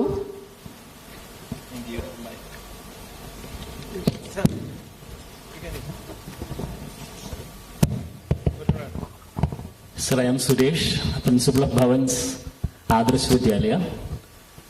So I am so thankful to you for the truckload of information. Welcome. And the heart-touching videos and the slides. Now my question to you is, you said cancer is not a hereditary disease, but there is a 5% chance. So which all cancers can run into the family? That is my question. Breast, ovary, colon cancers, and also the 3 major which runs in the families. You got little bit much less incidences in few of them, but the major ones are breast, ovary, colon. Thank you, sir. Thank you. Thank you, Doctor. Namaste to you. What are some of the symptoms that we can, from which we can know that there can be a cancer? I think the problem with the cancer is no single symptom which you can definitely say, yes, this is cancer. That's a major problem. But there are certain symptoms which to be seen with caution, like painless lump or ulcers anywhere in the body slowly growing. Then cough, uncontrolled cough or recurrent cough, especially if you are a smoker. Along with, if there's a blood stained sputum, much more important. Unexplained weight loss. Don't know how it is, what is it, because you have done all of the tests, but still you don't know what is the cause for the weight loss. Change in your bowel and bladder habits, which again can be a warning sign. Bleeding from any side. That may be from the skin, like small particle spots, or when you are coughing out, or in the motion, urine. Again, you have to be. The problem is, none of them are specific or definite to say it's a malignancy. But if it is there, or fever, like recurrent fever happening, you don't know, you came out of one infection, after maybe 1, 2, 3 weeks you are coming with another infection, like that if it's a recurrent infection, again can be one of the warning signs. But you should be able to investigate if this remains. The difference is, cancer is not a single disease. That means every disease, cancer has got a symptom which is different, cause is different, treatment is different, outcome is also different. So it is taken as a group of diseases, not as a single disease. That's a major problem for us. That's why you are not able to pinpoint and say that, suppose for a cardiac pain, you can say, yes, I got a severe pain in the left chest, radiating to my throat or hand, I'll make a diagnosis of it. That kind of diagnosis you can make for a malignancy. Thank you so much. Thank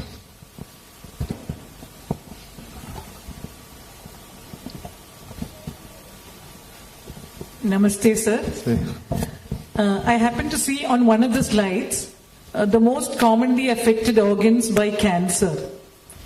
And I think liver was listed last. And my doubt is whether a condition of fatty liver is reversible or not. If at all it is reversible, what are the steps that we have to adopt to bring it back to a non-fatty liver condition? Now, if it is grade 1, then you may be able to go back to previous state. But the next grade 2, grade 3, you should try to maintain that level, then for a progression. Okay, that's the message usually we give. And usually it is avoidance of fatty foods, including fried items, plus exercise. Then avoid most of the liver, toxic chemicals also, like drugs, common drugging, like including your painkillers, both the renal and liver both can have the problem. Like that you should be able to maintain. But much more important is fatty diet to be avoided plus exercise. Thank you, sir. Thank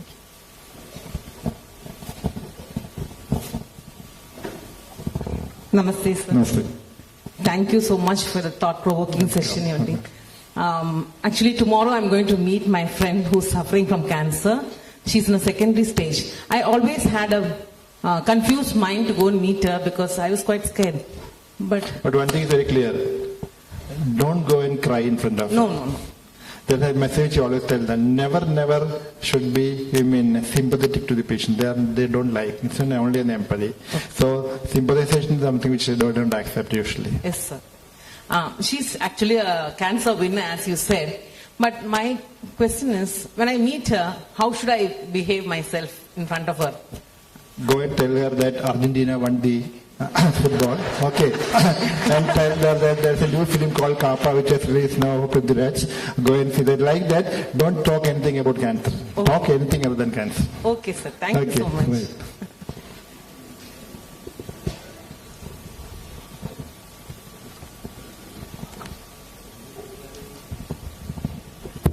Namaste, sir. Namaste. My name is Rani. I am a breast cancer winner. Oh, good. So my doubt is that, so why these cancerous lumps are painless? Cancer is a very painful journey, but why these cancerous lumps are painless? No. The lumps, why I'm putting it across is, except bone tumors. Bone tumors, it can be one of the early warning signs, can be pain. Why is because some of the pain evoking responses and cytokines, what we call the cytokines, are evoked more in inflammations. They're called pain inducing cytokines. So cytokines are released mostly in inflammations, like if there's an injury or if there's an infection, then you get pain. Whereas those kind of cytokines are not evoked in malignancy. That's why they are all painless. Unless they go and infiltrate a surrounding bone or a surrounding nerve, then it becomes painful. So that's not an early stage. So early lumps are usually painless. So then it's not an early symptom. Okay? Sir, I detected the lump through self-examination. Very good, very good. You should convey the message to all of them, because I think that's why I think she could come out of the whole thing. But that's very important. It's very, very important, because I think self-examination, an early identification, and prompt treatment, that gives you the message to come out of it. Namaste, doctor. Namaste. Stress has turned out to be a life part and parcel of our life actually nowadays. So I just want to know that as many of us struggle with the stress either at work or in our personal life. So may I know, doctor, whether there is any connection with the stress and cancer? No, as a causative factor, no. Stress is not considered as a cause for cancer, but very important in your outcome when you are having a disease. Suppose there are two patients, okay, same disease, same stage. One of them is very stressed, very depressed, very anxious. He says that I will not come out of the disease, I am going to die. There's another patient who takes it very lightly. He says, no, I am going to go for my routines, I am going to fight it out. It has been found that the outcome is always better in the second one. There are biochemical markers also which are found to be the reason for this, like the level of immunoglobulins, interleukins, everything is found to be high if you are positive. That is why we say that along with giving chemotherapy, along with radiation, along with surgery, meditation, yoga, music, reading, whatever may be your interest, that has to be part of it. That will help you to bring up this and giving a positive. That's very important. That's why your role also to go, sit with them, chat with them, let them get the feeling that there is someone to take care of me. That's enough.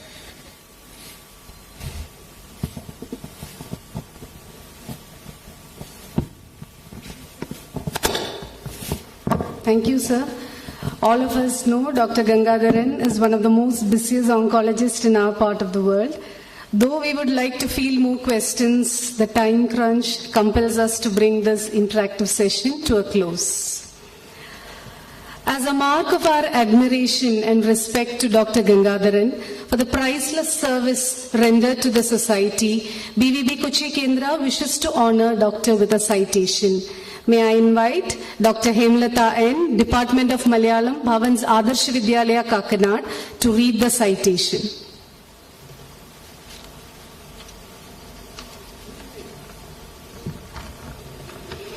വേദിയിലെയും സദസ്സിലെയും എല്ലാ വിശിഷ്ട വ്യക്തികൾക്കും എൻ്റെ നമസ്കാരം. ലോകത്തിന് പ്രതീക്ഷകൾ നൽകുന്ന മഴമേഘങ്ങളെ പോലെ, പ്രകൃതിയുടെ ഉർവരതയ്ക്കായി സ്വയം ഒരുങ്ങുന്ന ഹിമഗിരിയുടെ ഹൃദയം പോലെ, പ്രപഞ്ചത്തിന്റെ ചേതസ്സിനെ തൊട്ടുണർത്തുന്ന സൂര്യ തേജസ് പോലെ ഭൂമിയിൽ നന്മകൾ ഇനിയും അവസാനിച്ചിട്ടില്ല എന്ന് നമ്മെ ഓർമ്മിപ്പിക്കുന്ന അപൂർവം വ്യക്തിത്വങ്ങൾ നമുക്കിടയിലുണ്ട്.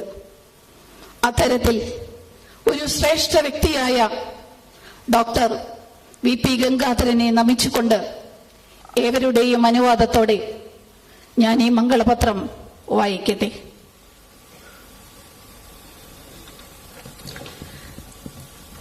ആദരണീയനായ ഡോക്ടർ VP ഗംഗാധരന് ഭാരതീയ വിദ്യാഭവൻ സമർപ്പിക്കുന്ന മംഗളപത്രം.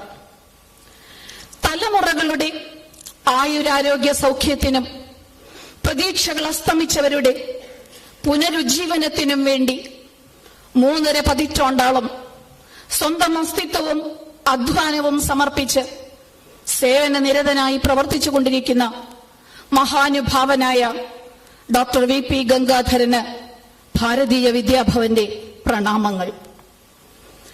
മാനവികതയുടെ നിർവചനങ്ങൾക്ക് പുതിയ അർത്ഥതലങ്ങൾ നൽകി സേവനം ജീവിത സാഫല്യമാണെന്ന് തെളിയിക്കുന്ന അങ്ങയുടെ ആത്മീയ ചൈതന്യത്തെ ഞങ്ങൾ നമിക്കുന്നു. അർബുദത്തിന്റെ ഭയാനകമായ ഘട്ടങ്ങളെ ആത്മധൈര്യത്തോടെ അഭിമുഖീകരിക്കാനും അതിജീവിക്കാനും പ്രതിരോധിക്കാനും ആബാലവൃദ്ധം ജനങ്ങളെ പ്രാപ്തരാക്കിക്കൊണ്ട് കേരളത്തിന്റെ ആരോഗ്യമേഖലയ്ക്ക് അങ്ങ് നൽകിക്കൊണ്ടിരിക്കുന്ന അതുല്യമായ സംഭാവനകളെ ഞങ്ങൾ പ്രകീർത്തിക്കുന്നു. കർമ്മം പ്രാർത്ഥനയും ദൈവത്തിന്റെ വിരൽ തൊട്ട ഔഷധങ്ങൾ സന്തുലനവുമാക്കി ദുഃഖിക്കുന്നവനും വേദനിക്കുന്നവനും മുൻപിൽ ആശ്വാസത്തിന്റെ കരങ്ങൾ നീട്ടി ദൈവത്തിന്റെ ദൂതനായി എത്തുന്ന താങ്കളുടെ സേവനങ്ങളെ ഭാരതീയ വിദ്യാഭവൻ ആദരിക്കുന്നു. സങ്കുചിത ചിന്തകൾക്കതീതമായി മനുഷ്യജീവിതത്തിന്റെ സത്യശിവ സൗന്ദര്യങ്ങളെ മാനിക്കുന്ന, അതിനെ പൂർണ്ണതയിലെത്തിക്കുന്ന താങ്കളുടെ ചിന്താധാരകളെ, നിസ്വാർത്ഥമായ പ്രവർത്തനങ്ങളെ ഞങ്ങൾ അനുമോദിക്കുന്നു. ശ്രേഷ്ഠനായ കർമ്മയോഗിക്ക്, ആതുര സേവന രംഗത്തെ ആചാര്യന് ഭാരതീയ വിദ്യാഭവൻ സർവമംഗളങ്ങളും ആശംസിക്കുന്നു. സ്നേഹാദരപൂർവം ചെയർമാൻ, ഡയറക്ടർ. നന്ദി.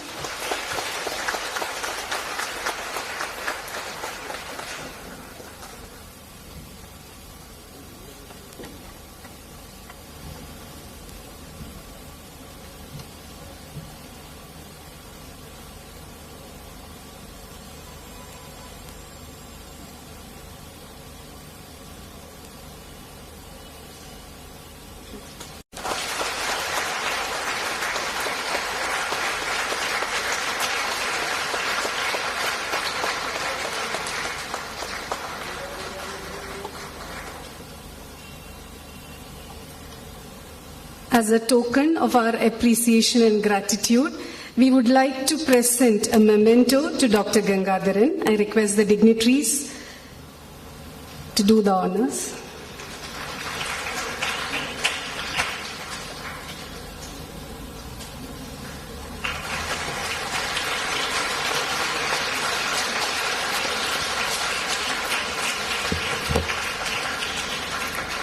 I request the dignitaries to present Doctor with the iconic collection of books from Bhavan's publications.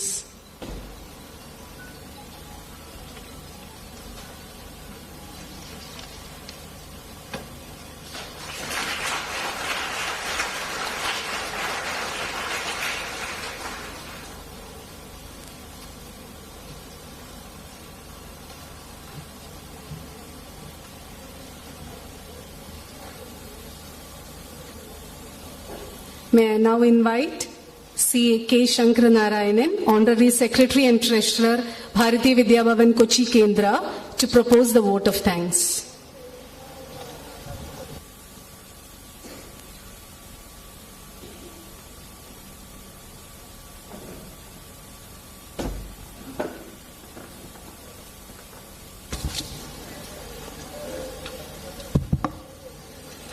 Honorable Chairman of the Bhavan, Vedagopal Sir, Vice Chairman Gobinath, Director Ramakutti, Chief Guest of this morning, Dr. V.P. Gangadharan, other dignitaries on the dais and off the dais.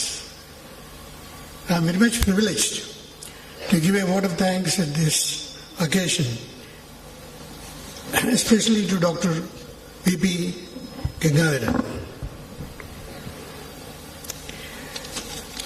The presentation was so fine, and that shows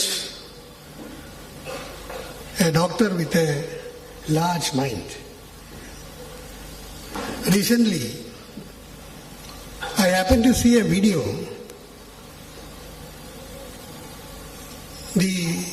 on YouTube. The number is 21938 of the YouTube link. You can listen to the video conveniently, and that will tell you what a large heart or what a large mind he has to the patients.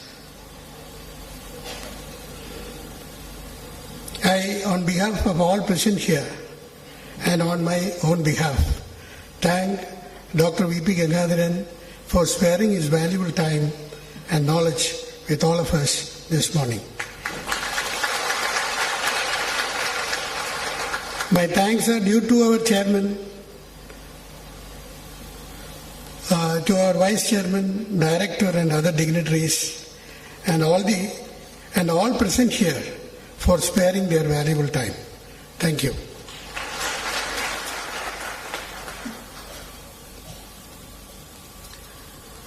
The fourth edition of Kulapati Dr. K. Munshi Memorial Oratorical Session has come to an end.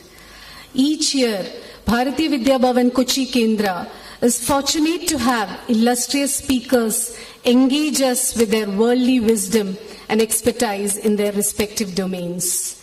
As the new year 2023 dawns, let us look forward with hope, optimism, positivity, and the spirit of endurance.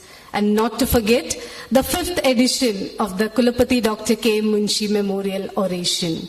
Thank you all. I request everyone to rise for the national anthem.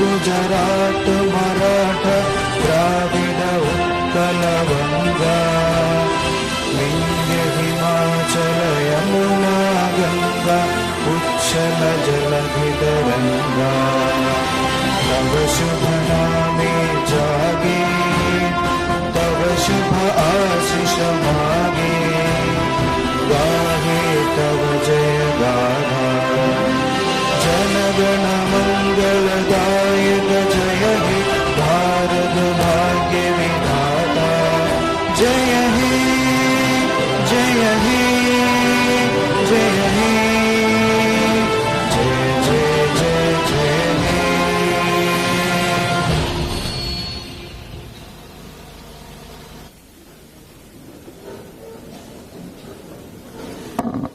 The audience are requested to remain seated until the dignitaries leave.